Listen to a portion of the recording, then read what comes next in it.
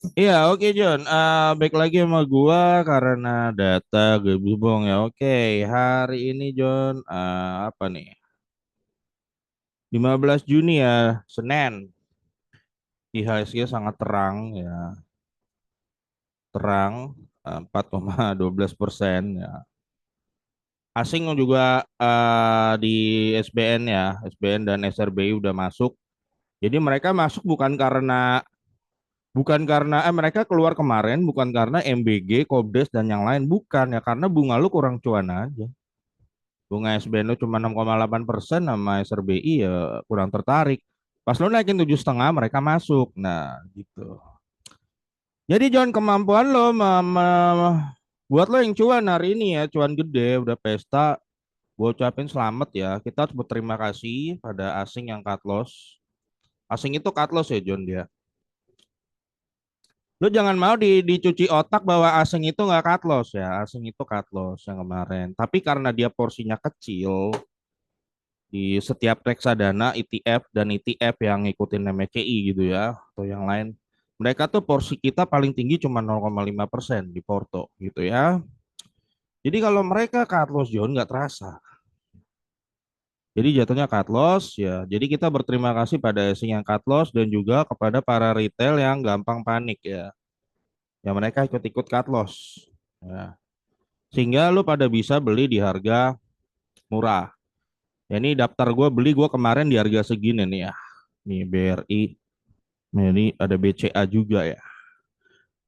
Nah ini yang hari ini gue mau sharing ya John ya. Nasihat Warren Buffett, jangan pernah coba lu untuk tebak bottomnya di mana. Ya.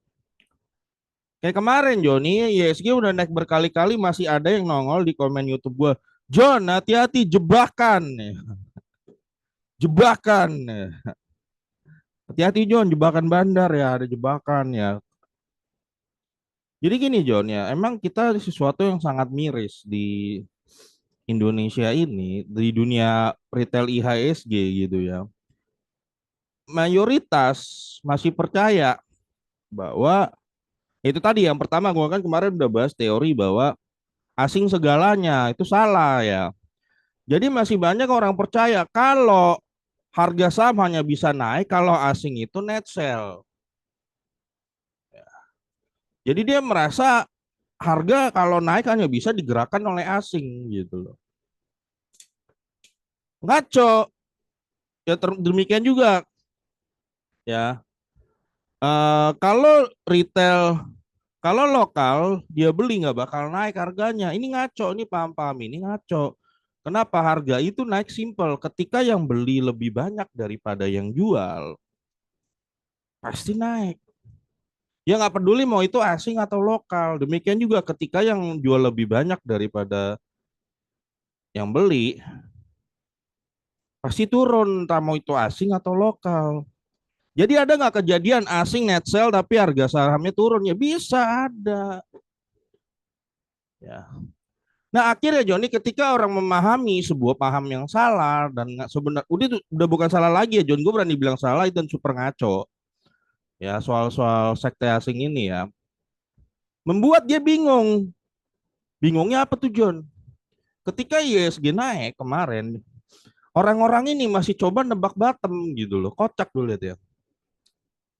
Kan ini beruntun tuh, yang 16% naik kan. Kenapa dia bingung? Karena di catatannya asing itu net sell.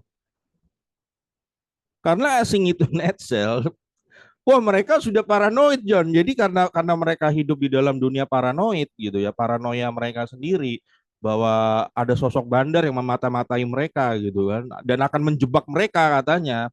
Nanti masuk hati-hati John kayak kemarin komen-komen gitu gua. Hati-hati John dijebak ya, dijebak bandar. Jadi mereka menciptakan sosok halusinasi sendiri John, halusinasi bahwa ada bandar yang memata-matai mereka gitu kan. Kepedean banget ya padahal nggak ada sosok itu, tidak ada ya, memata-matai mereka beli di mana nanti pas lu masuk nanti dibantai gitu loh. Jadi mereka masih banyak orang di IHSG ini retail yang percaya cerita itu. Akhirnya apa? Membuat mereka bingung loh kok asing ngecel kok naik ya, wah naik, wah apa ini jebakan bandar ya. Akhirnya bingung, waduh ini enggak deh, kita tunggu dulu deh. Maksudnya mau kita tunggu dulu deh, tunggu nanti robo lagi nih kayaknya jebakan bandar ya, jebakan ya. Ditunggu hari ini terbang lagi ya. Jadi Joni orang-orang itu nggak bakalan pernah masuk, nggak bakalan punya nyali. Kenapa? Karena mereka sudah paranoia gitu loh. Ya memang sih kalau lo tanya relation about low EQ, kalau semakin kita IQ kita itu rendah, kita cenderung paranoia memang ya.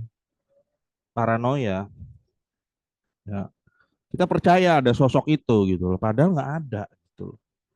Ya, dan itu harus dilatih ya John. Memang ini harus dilatih loh. Lo harus latih sehingga lo bisa nggak gampang ditakut-takutin dan lo nggak gampang hidup dalam paranoid seperti itu. Ya mempengaruhi hasil investasi lo lah. Orang udah pada masuk, udah terbang lo masih bingung. Waduh ini jangan-jangan jebakan bandar nih. Seperti itu udah susah. Ya.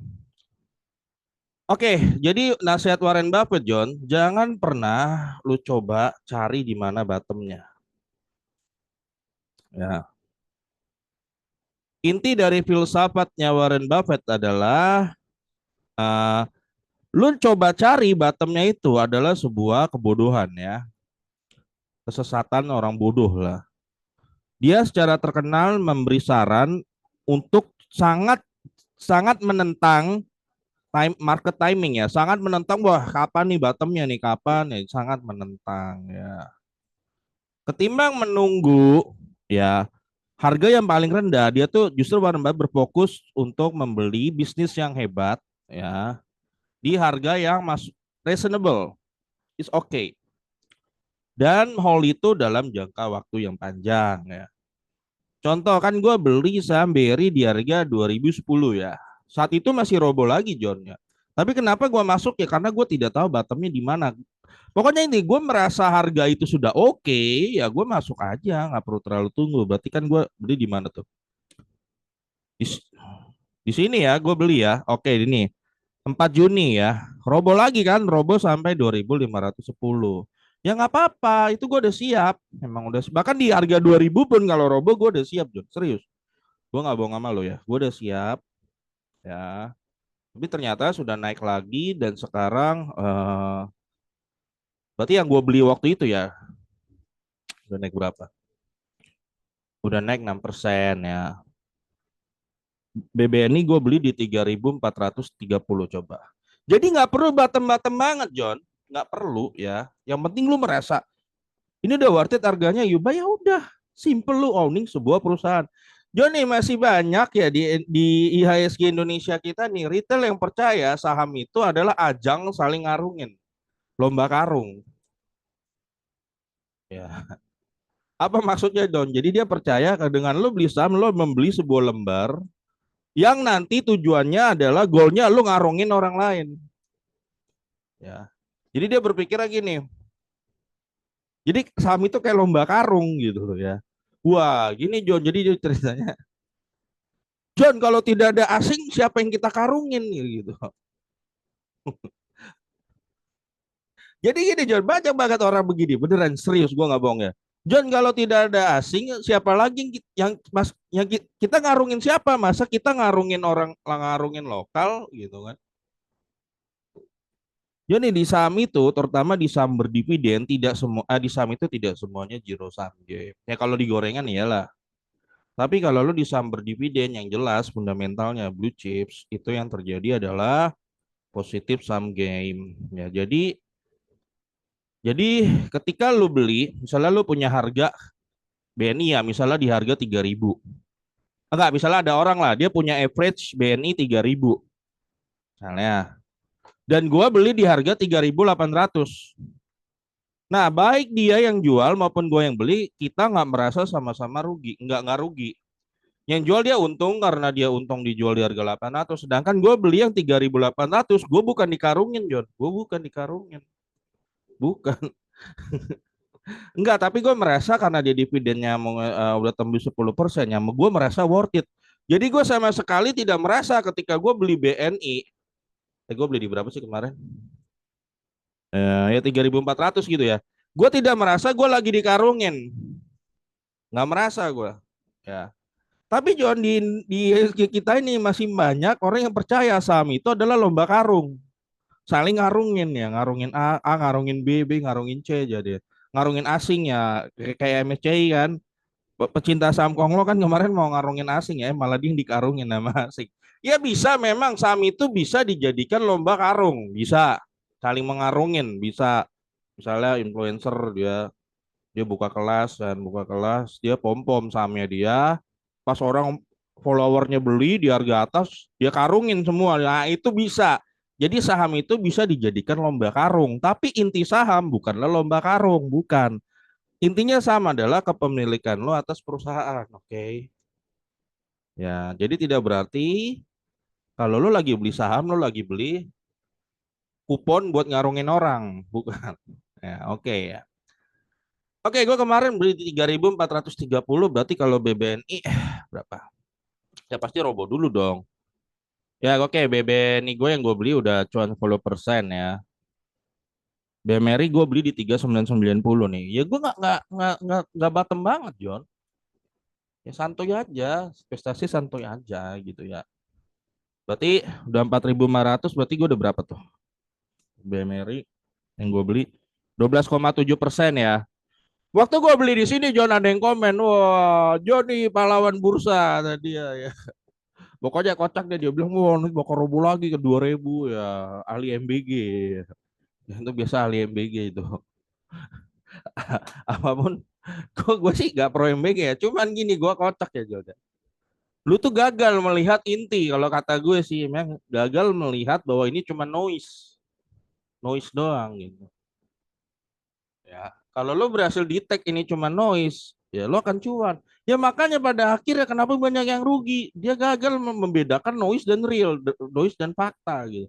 Kalau lo berhasil cuan, gue ucapin selamat, mata lo jeli ya, telinga lo jeli, lo bisa bedain dengan tepat gitu ya. Sedangkan 90% retail lebih itu kebantai. Kenapa? Ya karena itu ya, nggak bisa bedain. Gue BBCA beli di 5375. Cuma BBCA gue nggak banyak waktu itu sih ya. Ya cuman lumayan. Ya gue agak susah karena rata-rata lihat hard average-nya karena lagi kegade sekarang ya, nggak apa-apa. Oh udah 16% ya, oke lah. Nggak perlu bottom-bottom banget sih ya. Yang penting kan ya, endingnya oke gitu kan. Seperti itu. Jadi John Warren Buffett sangat menentang ya lu untuk berusaha timing the market, cari bottom. Kalau lu merasa harganya sudah worth it, ya kayak gue beli di sini kan waktu itu kan merasa udah worth it nya, gue rasa BRI udah worth it dari gini, BNI udah beli, BMRI udah beli, BC segini udah worth it. Ya udah meskipun 2 hari kemudian masih turun lagi kan, masih turun lagi ya nggak apa-apa gitu. Kalau nggak ada duit gimana John? Diemin aja, simple kok. Jadi memang kita harus berterima kasih John ya pada asing yang cut loss, demikian juga dan juga para pahlawan bursa yang ikut cut loss gara-gara ketakutan gitu ya. Kita akhirnya banyak peluang. Lu yang berani beli di bat, woi Joni, ya nggak segampang itu praktek. Saat itu lu berani beli di harga segitu, parkirnya lagi tinggi-tingginya, waduh, nyali lu top. Kebanyakan semua ketakutan. Dan mereka tidak mengamalkan ajaran Warren Buffett, ya, be greedy when others are fearful, ya. Wah nggak segampang itu lah, John. Orang udah pada takut itu, mostly pada takut ya. Ya dan makanya Warren Buffett pernah bilang stock is apa sih? Is transferring impatient to patient people. Kalau gue nggak salah sih ya, patient people. Betul nggak sih dia yang ngomong? Ah benar benar benar ya, benar ya Joni ya. Orang yang cut loss di bawah retail gara-gara ketakutan, ya lu sedang memindahkan uang lo kepada orang yang sabar. Jadi pasar semodal adalah sebuah alat untuk memindahkan uang dari mereka yang tidak sabar ke orang yang sabar. Ya, mereka yang udah ketakutan dengan berita bahwa dijual di harga bawah kan enak kan. Nah, lu yang ngerti, wih ini cuan nih, kenapa lu jual barang bagus ini murah, ya beli gitu loh ya beli dan berpindah uangnya tuh. Ya, Yang satu cut loss dan lo yang beli di bawah sekarang cuan kan seperti itu. Iya nggak? Ya itu butuh butuh emosi sih John, lebih ke arah emosi ya skill. IQ ada tapi nggak banyak. Ini lebih ke permainan EQ, permainan emosional. Jadi lu boleh klaim you are the smartest in your university, ya you may claim like that. Ya lu boleh klaim lu paling pinter di kampus lu boleh klaim lu katanya IQ lu tinggi, tapi this is not IQ game. Ya, ini bukan game IQ bos, ini game EQ, game emosi. Ya, ya, kayak like that. Oke. Terus Joni ya kita balik lagi ke nasihat Warren Buffett ya jangan coba-coba pick the bottom lah kalau harga udah worth it beli aja ya lu buka ya itu lagi sebenarnya memang susah sih Jonnya kalau lu dari awal udah ngira saham itu adalah kupon untuk ngarungin orang kupon main lomba karung ya memang udah susah karena lu tidak menilai itu ada harganya gitu karena lu cuma menilai itu adalah kupon untuk ngarungin orang susah tapi kalau gue ngelihat saham gue memiliki perusahaan itu udah beda tujuan makanya mungkin lu susah masuk bicara mungkin gue berpikir gitu ya karena lo merasa saham itu adalah sebuah alat untuk ngarungin orang ikut lomba karung gitu loh susah gue ya oke Buffett strategi versus picking the bata value over value lebih penting ketimbang timing ya Warren Buffett lebih menyukai membeli sebuah perusahaan yang berdasarkan fundamentalnya ya sedangkan di channel-channel YouTube lain ya termasuk bosnya fundamentalis lu diajarin gak usah percaya fundamental ya selama tersesat nggak apa-apa ya seperti sebuah strong kompetitif ini mod gua nggak tahu ya consistent return di equity dan hutang yang rendah ya ketimbang coba-coba untuk nebak harga jangka pendek pergerakan harga jangka pendek fear and greed rule ya aturan fear and greed ketimbang mencoba untuk mencari bottom yang paling tepat gitu ya dia justru Warren Buffett mengincar untuk takutlah ketika orang lain greedy ya ya, dan greedy lah, dan rakus lah ketika orang lain takut. Nah, ketika pada momen takut kemarin tuh John, nah itulah momen lu saat itu rakus. Tapi bener banyak yang komen waktu gua kan taruh di sini kan di postingan YouTube gua. Gua Joni pahlawan bursa tadi. Ya seperti itulah retail-retail kita kan. Kebanyakan isinya Joni pahlawan bursa ya bawa macam-macam. Wah Joni lihat nih bentar lagi ada yang komen tuh. Wah, kan hancur John ini bottomnya wah ya cerita-cerita seperti itu cuman laku di orang-orang yang paranoid. Memang makin lo paranoid ya makin gitu. Emang lo latih sendiri sih John. Ini susah lo harus latih sendiri. Kalau nggak lo nggak bakal peracuan gitu loh. Ya, lo kan terus cut loss. Dia membangun posisi di market panic dengan membeli aset yang berkualitas. Ya, ya N apa nih? Apa sih? Ya di diskon ya mengetahui bahwa volatilitas jangka pendek itu sebenarnya sesimpel bagian dari disiplin aja sih John ya simple. DCA dan indexing ya untuk investor individual rata-rata Warren Buffett memperingatkan berusaha untuk picking individual stock entirely ya dia secara dari dulu merekomendasikan cara konsisten membeli low cost broad market index fund ya seperti SPGOP ya secara panjang ya. Ya seperti itulah taktiknya Warren Buffett lah kira-kira John. Jadi nggak perlu detail-detail banget ya John. Nggak perlu terlalu bottom. Pikiran gue kalau di 2810 ya dividen 377 itu sudah yieldnya 13%. Susah untuk return 13% ya. Lu coba aja cek deh. Kalau mereka katanya bilang gampang ya secara konsisten ya mereka itu pasti pemula ya ngomong karena kalau dia udah agak lama ya itu masuknya ke bantai kemarin mereka akan mulai berpikir ini memang susah untuk secara konsisten Warren Buffett 20% Peter Lynch kalau salah 29% ya kalau ada yang bilang gampang ya yain aja lah pahlawan bursa seperti itu nah seperti itu Joni ya jadi basically kita nggak tahu besok kan tanggal merah ya tahun baru kalau nggak salah tahun baru Islam deh kalau nggak salah ya selamat boleh merayakan ya Jon ya baru buka lagi Rabu gue pribadi Rabu nggak tahu hijau atau merah dijadikan teman aja ya kalau merah harusnya lu seneng banyak barang diskon Ya sekarang BRI udah 2.900 tuh satu lot 300.000 berarti lo ngeluarin ya. Kemarin-kemarin sempet cuma 250.000 ya. Tuh harusnya lu senang. Harusnya John lu senang. Bukannya lu malah kabur. Lu kayak kayak Benjamin Graham bilang ada nggak sih lu ke mall gitu kan ke mall. Gue lupa yang ngomong ini Benjamin Graham apa Warren Buffett. Lu ke mall lihat barang lagi diskon, lu malah kabur. Iya, kocak seperti itu. Ya emang itu butuh mental sih ya. Oke guys, sampai ketemu lagi video gue berikutnya karena data ya gila bawa.